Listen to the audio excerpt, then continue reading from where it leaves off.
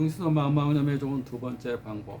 첫 번째가 스테로이드제, 포도막염이나 갑상선균 암병증으로 인한 안구 돌출이나 무좀약, 습진약, 염증이 자주 생길 때 가장 먼저 쓰게 되는 약이 스테로이드제입니다. 스테로이드제가 중수성 망막염의 큰 원인이고 그것이 중수성 망막염이 생기게 되면 끊어야 됩니다. 바르고 놓고 먹는 것을 끊어야 되는 것. 두 번째, 스트레스는 우리 어떻게 해석하느냐 틀린다. 예를 들어서 우리가 직업이라는 걸 생각할 때 어떤 사람은 직업을 생존을 위한, 생계를 위한 하나의 직업이다 이렇게 생각하는데, 어떤 사람은 직업을 통해서 내가 성장하고 발전하고 있고 직업이 나의 정체성, 나의 무대다 생각하는 사람도 있습니다. 우리는 크게 인생이라는 여러 가지 질문과 답 가운데 크게 두 가지를 비유해서 보면, 인생은 여정이다라고 표현하는 사람과 인생은 연극이다, 무대다라고 생각하는 두 가지 경우가 있을 수 있습니다. 인생은 여정이라는 표현도 많이 씁니다. 인생은 나그네 길이라는 옛날에 최희준이 불렀던 노래가 인생은 나그네 길. 왜 그냥 길이면 되는데 왜 나그네라는 표현을 써서 외롭고 쓸쓸함이 묻어나게 했는지. 인생은 나그네 길. 또 부처님이 얘기했듯이 인생은 고행길, 인생은 고통의 길을 걷는 것이다. 부처님 시대에도 산다는 건 쉽지 않았던 것 같습니다. 또 최희준 씨가 살았던, 그 가수가 살았던 6.25 전쟁 후에 또 그런 우리 아버님 세대에 살았던 그 노래가 많이 유행했던 시대에 인생은 고독과 고통과 권태와 힘듦을 상징하는 나그네, 혼자서, 인생을 혼자 살지 않고 동행하면서 사는 경우가 많은데, 사람은 혼자 살 수 없는 존재인데 결국은 혼자 태어나서 어울려 살다가 혼자 죽는 존재. 그 가운데 여정, 길을 가는 것, 항상 새로운 경험을 하면서 새로운 길을 걷게 되는 나그네의 길로 표현했습니다. 그때 하도 많이 들어서, 어릴 때 저 같은 경우도 하도 인생은 나그네 길이라는 노래를 통해서 그 노래가 전국적으로 히트를 치면서 많이 들어서 세뇌가 됐습니다. 인생은 어려운 거고 나그네 길이다. 항상 쓸쓸함이 함께하는, 행복보다는 외로움이 있는 그런 길이라고 생각하는데, 그렇게 생각하는 여정이라는 표현 속에 그 길이라는 표현이 포함되어 있습니다. 근데 인생은 연극이다, 무대다라고 생각하는 표현은 잘 듣지 않았던 표현입니다. 그런데 무대라는 표현이 훨씬 와닿습니다. 이게 개인차가 있지만 나 개인적으로는 인생은 무대라는 표현이 훨씬 와닿습니다.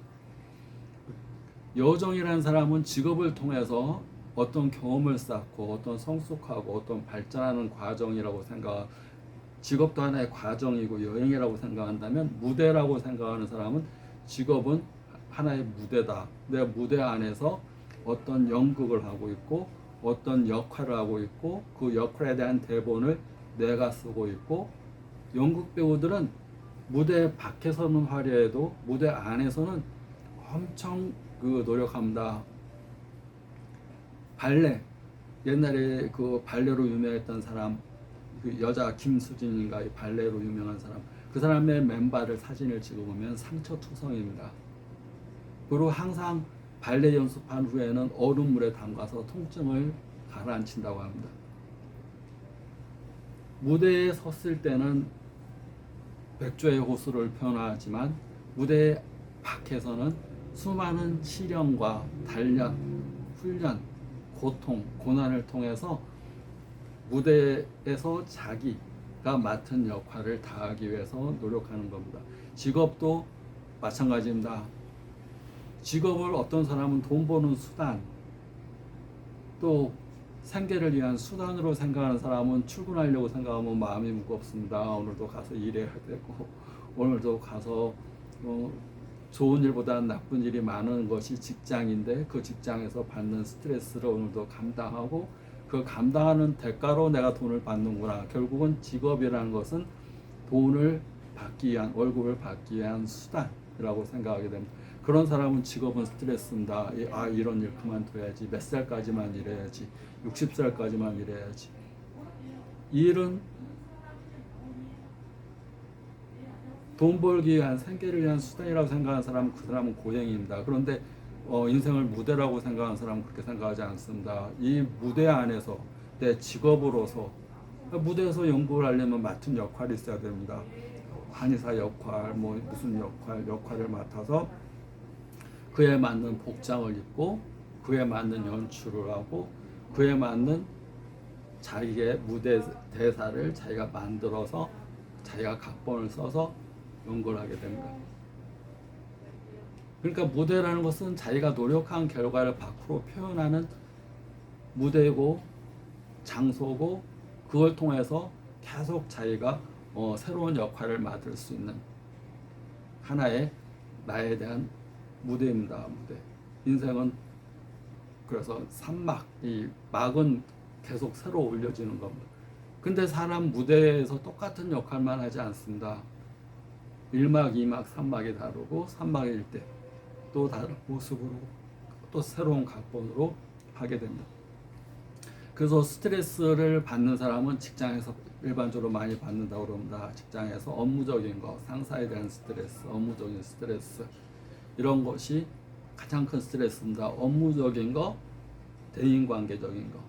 그런데 무대라고 생각하게 되면 그것이 다 무대 연출의 한 부분입니다.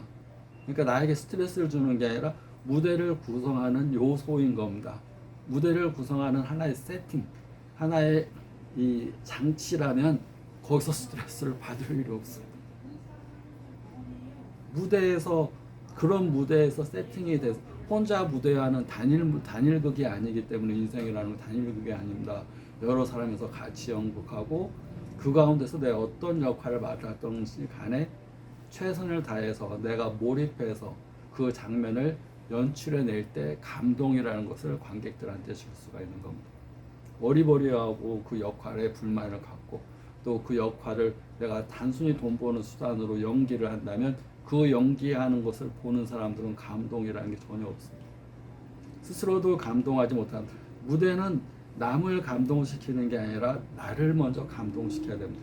내가 내 대사에 녹아들고 내가 내 대사에 맞는 역할에 스스로 감동하고 스스로 박수 칠 때 그 후에 외부인들이 나를 따라오는 겁니다. 나의 감동을 쫓아오고 나의 박수를 쫓아서 박수치고 내가 나를 연출하지 못할 때 외부에서 대신해 줄 수 없는 겁니다.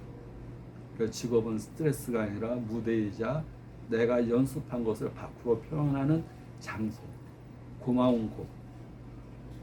그래서 직업이라고 스트레스가 전혀 없습니다.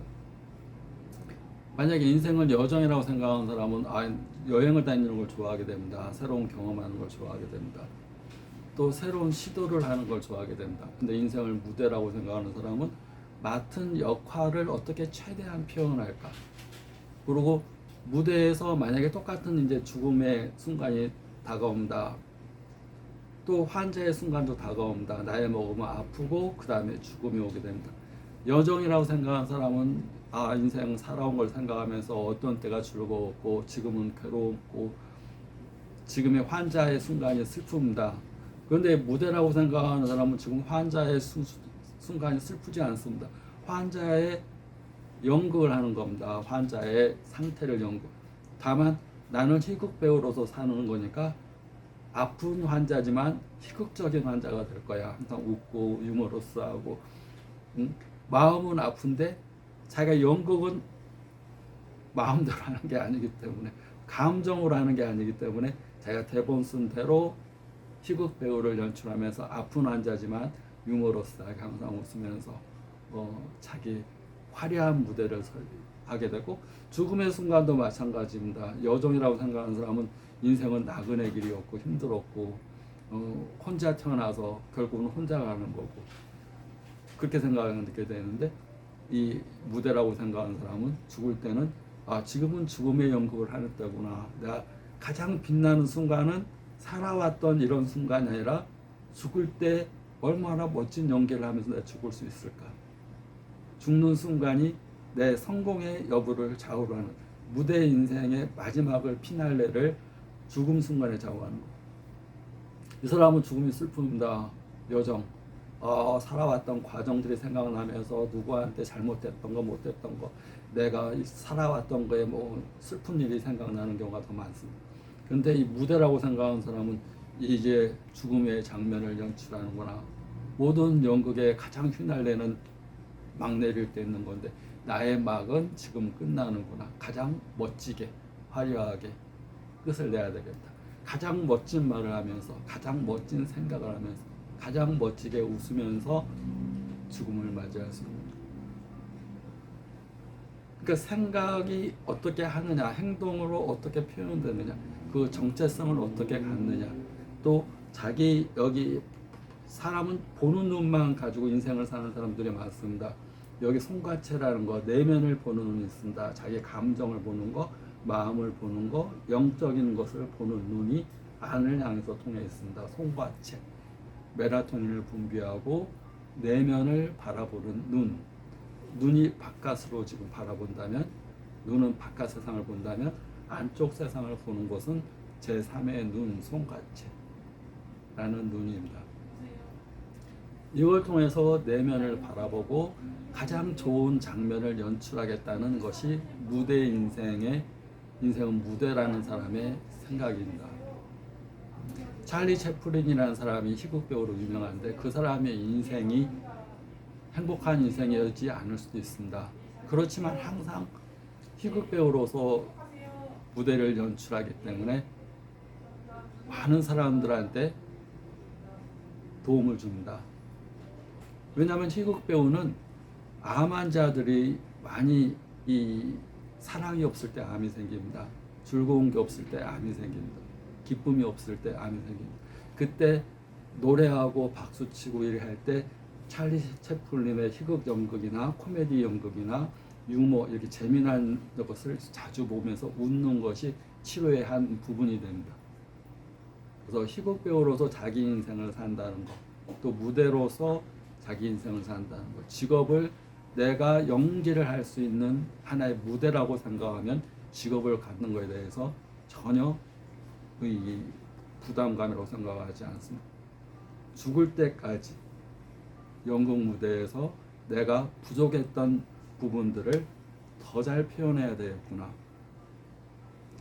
더 잘 연출해야 돼. 인생은 대본이 없습니다. 내가 쓰는 대본입니다. 그래서 많은 지식을 배우고 또 경험하면서 그 지식들을